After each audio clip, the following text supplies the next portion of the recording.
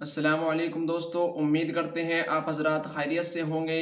آج ہم آپ کو دکھانے والے ہیں شاہ امام پنجاب مولانا عثمان لدھیانوی صاحب کا بیان۔ دلوں کے اندر اگر سکون چاہتے ہیں، آپ چاہتے ہیں کہ اگر آپ کو رات کو اچھی نیند آ جائے، آپ کو اگر دل میں سکون آ جائے، تو پہلی بات کہ اس بات کو مان لیجئے کہ اللہ کریم نے آپ کو جہاں رکھا ہے وہ سب سے بہتر جگہ ہے، سب سے بہتر جگہ ہے۔ کیونکہ ہم لوگ اس بات کو مانتے نہیں، ہم کہتے ہیں اچھا اب میں تو اس گھر میں ہوں، یہ ساتھ والی کوٹھی میری ہونی چاہیے، اچھا میں تو اس سواری میں ہوں، وہ بڑی والی سواری میری ہونی چاہیے۔ جو پہلے لفظ شکر جو ہے، شکر کہ اللہ تبارک و تعالیٰ کا شکر کرنے والے بندے بنے، اپنے رب کا شکر ادا کریں کہ الہ العالمین آپ نے جو مجھے دیا ہے میں اس پر آپ کا شکر گزار ہوں، پھر آگے کے لیے محنت کریں۔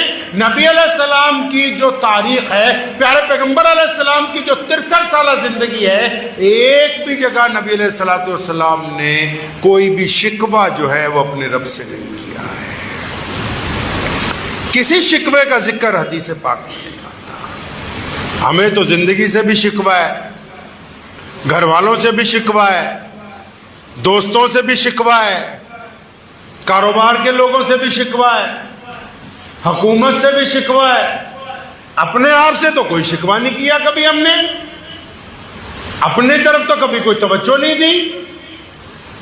اگر بندے کو دل کا سکون چاہیے ہوتا تو وہ بندہ پہلے اللہ کا شکر گزار بندہ بنتا، اپنے رب کا شکر ادا کرتا کہ اللہ جہاں آپ نے مجھے رکھا ہے میں تو کروڑوں لوگوں سے بہتر ہوں۔ بہت سارے لوگ سڑک پہ سوتے ہیں، بہت سارے لوگ اسپتالوں میں پڑے ہوئے ہیں، بہت سارے لوگ جیلوں کے اندر بند ہیں، بہت سارے لوگوں کے ہاتھ پیر نہیں ہیں، بہت سارے لوگوں کی آنکھیں نہیں ہیں، بہت سارے لوگوں کا دماغ کام نہیں کرتا، بہت سارے لوگ لا علاج بیماریوں میں مبتلا ہیں۔ اور یہ جو کروڑوں کی تعداد کے اندر، چاہے وہ کسی بھی مذہب سے تعلق رکھتے ہوں، صحت مند ہو کے سڑکوں پر چلتے پھرتے ہیں، ان کی زبان شکوہ کرتے ہوئے تھکتی نہیں، یہ دوسرے کو تکلیف بنانے کا پلان کرتے ہیں۔ کبھی اپنے رب کا، اپنے ایشور کا شکریہ ادا نہیں کیا کہ ربا تیرا بہت بہت شکر ہے، تو نے تو ہم کو کروڑ سے بہتر بنایا ہے۔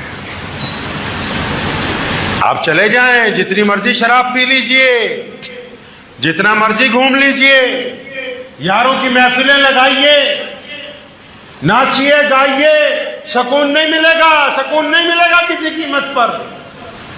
اللہ نے سکون اپنے ذکر میں رکھا ہے، جب تک اپنے رب کا نام نہیں لوگے، اطمینان سے بیٹھ کے کچھ وقت اپنے رب کے لیے نہیں نکالو گے، اور پھر رب کے حکم کے مطابق کبھی اپنے ماں کے پیر دبانے میں وقت نہیں لگاتے، کبھی اپنے کسی دکھی درد ساتھی کا دکھ درد بانٹنے کے لیے وقت نہیں لگاتے، تو سکون تمہیں ملنے والا نہیں ہے۔ یہ سکون پیسوں سے نہیں ملتا، یہ سکون اپنے کردار سے کمانا پڑتا ہے، اپنے کردار سے کمانا پڑتا ہے۔ پیارے پیغمبر علیہ السلام نے سارے راز کھول کھول کے بیان کیے، اور فرمایا اے ایمان والو، اور فرمایا دنیا کے سارے لوگوں نوٹ کر لو۔ یا رسول اللہ کیا؟ فرمایا کہ عمل کا دار و مدار نیت پر ہے۔ تم نماز پڑھنے دکھاوے کے لیے آؤ گے، سکون نہیں ملے گا۔ تم نماز اپنے رب کے لیے پڑھنے کے لیے آؤ گے، تمہارے دل کو سکون ملے گا۔ تم صدقہ دکھاوے کے لیے کرو گے، فائدہ نہیں ہوگا۔ تم صدقہ اپنے رب کی رضا کے لیے کرو گے تو تمہارے دل کو سکون ملے گا۔ تم اپنے پڑوسی سے تعلق مطلب کے لیے رکھو گے، سکون نہیں ملے گا۔ تم رب رسول کی رضا کے لیے اپنے پڑوسی کی مدد کرو گے تو تمہیں سکون حاصل ہو جائے گا۔ اپنے گریبان میں ہم لوگ جھانکتے کیوں نہیں ہیں؟ حیرت کی بات ہے کہ لوگ دوسروں کو شرابی کہتے ہیں، حیرت کی بات ہے کہ لوگ دوسروں کو عیاش کہتے ہیں، حیرت کی بات ہے کہ جو یہاں تو دنیا میں اصل دستور یہ ہے کہ جو پکڑا جائے وہی چور ہے، ورنہ یہ جتنے چور ہیں سب آپس کے اندر ملے ہوئے ہیں، یہ کبھی اپنے آپ کو چور کہنے کے لیے تیار نہیں ہے۔ اپنے آپ کو کوئی ڈاکو نہیں کہنے کے لیے تیار۔ پوچھتا کیوں نہیں اس دل سے کہ کتنوں کی بیٹیوں کے لیے گندے ارادے اپنے دل کے اندر پال رکھے؟ اس دل سے پوچھتا کیوں نہیں کہ کتنوں کے ساتھ बेईमानियां कर रखी है। इस दिल से क्यों नहीं पूछते कि तूने अब तक कितने गुनाह किए? कब इसको राजी करोगे अपने रब के हुजूर तौबा करने के लिए? और जब तक इसको काबू नहीं कर लेते तब तक तुम्हारा काम बनने वाला नहीं है भाई। ये कहना आसान है, फलां बदमाश है, फलां बदमाश है, तुम क्या हो भाई? कभी अपनी पिछली जिंदगी की तरफ निगाह उठा के देखो तो सही। अगर देखोगे तो अल्लाह के हुजूर इस्तगफार करोगे, अगर देखोगे तो कुछ लोगों से माफी मांगोगे, अगर देखोगे तो कुछ लोगों की मिन्नत करके उनको राजी करोगे। मजहब का पहनावा, मजहब का लिबादा ओढ़ लेने से कोई बंदा नेक नहीं बन सकता है। कपड़े आपके किरदार की अलामत नहीं है, वो सिर्फ आपकी पहचान तय कर रहे हैं। आप कर क्या रहे हैं? चोरी छोटी हो बड़ी हो, चोरी तो चोरी है। बेईमानी छोटी हो बड़ी हो, बेईमानी तो बेईमानी है।